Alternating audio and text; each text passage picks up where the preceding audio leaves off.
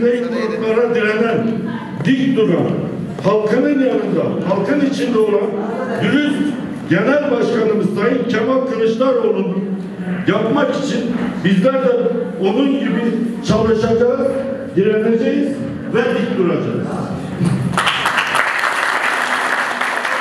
İşlerinden edilen KHK uygulamalarıyla işsiz bırakılan insanların üniversiteleri bitirip annesinin, babasının, yakınlarının kıt kanaat okuttuğu, sonunda öğretmen olduğu, avukat olduğu, mimar olduğu, mühendis olduğu, fakat ne avukatlığını, ne öğretmenliğini, ne mimarlığını, ne mühendisliğini yapamadığı işsizler ordusunun içerisine giren üniversite mezunları gençlerin hakkını, hukukunu savunmak için bir araya gelen Cumhuriyet Halk Partisi Genel Başkanı'ndan Saadet Partisi Genel Başkanı'na, Gelecek Partisi Genel Başkanı'ndan Deva Partisi Genel Başkanı'na, İyi Parti Genel Başkanı'ndan Demokrat Parti Genel Başkanı'na, Türkiye'de biz varız, biz bütün ayrılıklarımızı, bütün farklılıklarımızı bir kenara bırakıp bu ülkenin insanlara faydalı olmak derdindeyiz diyen bu genel başkanlarımıza ve tüm 81 ildeki teşkilatlarının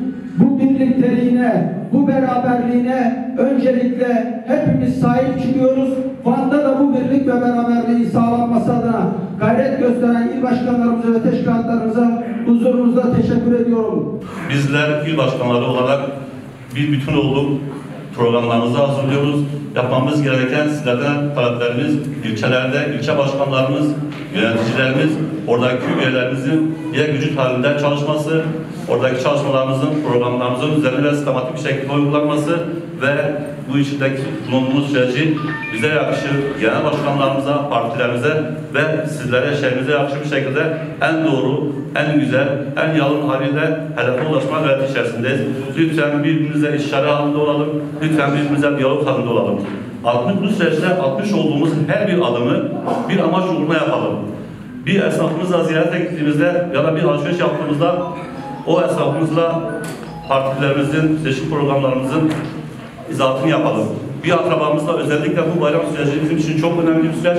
Akrabalarımızla bir araya geldiğimizde damarlarımızda akan kanımızla, kalbimizde akan kanımızla onlara akrabalığımızın, dostluğumuzun birbirimize ne kadar sahip çıkmamız gerektiğinin bilinciyle her bir tane akrabamızdan bu bayram süreci içerisinde Millet İttifakı'na oy talebinde bulunmamız gerekiyor.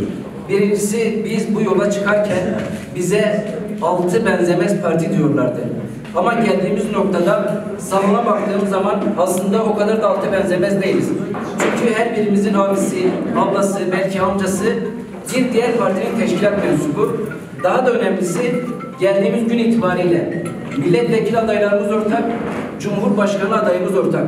Dolayısıyla birinci motivasyonumuz sahada biz 6 benzemez parti değil, aslında 6 benzer partiyiz. Söylenen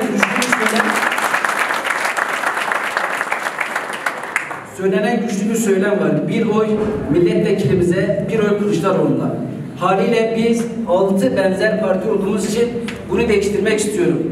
Her birimiz için en az 6 oy milletvekiline, 6 oy da Sayın Cumhurbaşkanımıza olacak şekilde çalışmamız lazım. Hakikaten millet şu anda oraya koymuştur. Geçmişte bu millet bütün sorunları çözdüğü gibi şu anda siyasi iradenin 21 yıldır dağlara korkusu sinen şu siyasi iradenin de bu haksızlığına, adaletsizliğine, zulmuna bu millet son diyecektir ve dur diyecektir. Bu ümitle hepinizi saygıyla selamlıyorum. 13. Cumhurbaşkanımızı ve meclisteki yeterli sayıyı elde etmek temenni ve duasıyla saygılarımı sunuyorum. Hamdolsun ki bugün çok değerli il başkanlarımla, sayın milletvekili adaylarımla beraber bizim için en büyük konu budur. Bunlarla yol arkadaşlığı yapıyoruz. Vallahi çok vaktinizi almayacağım. Çok özür dilerim hepinizden. Erdiç Başkanım dediği gibi asıl biz farklarımızla büyüyeceğiz değerli arkadaşlar. Farklarımızla zenginleşeceğiz.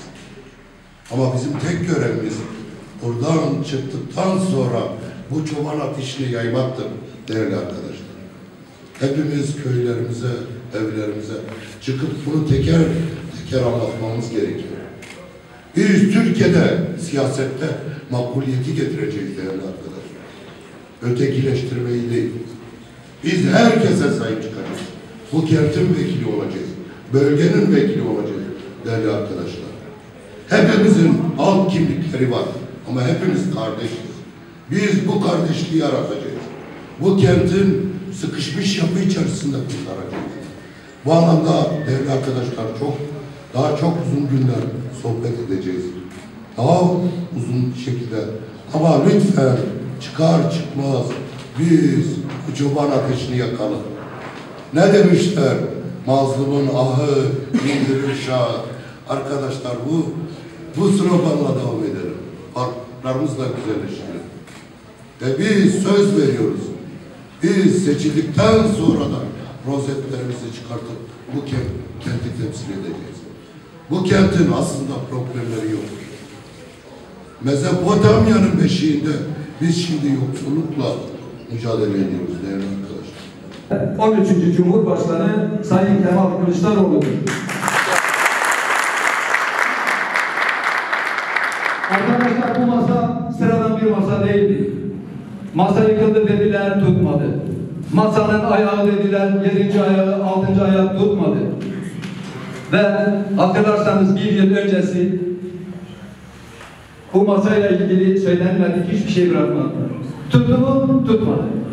Ve şu an işte şu andaki bazı algıları tutacak mı? O da tutmayacak. Görüyorsunuz işte iktidar partinin bütün imkanları kullanarak bakanlar, milletvekilleri, genel başkanları, bütün devletin, hükümetin, sizin, fakirin, fukaranın, öksüzün, dulun, yetimin imkanlarını kullanarak salon kiralıyorlar. 5 yıldızlı otellerde işte yemekler veriyorlar, ziyafet veriyorlar. Ama giden yok. Ama kimse gitmiyor artık.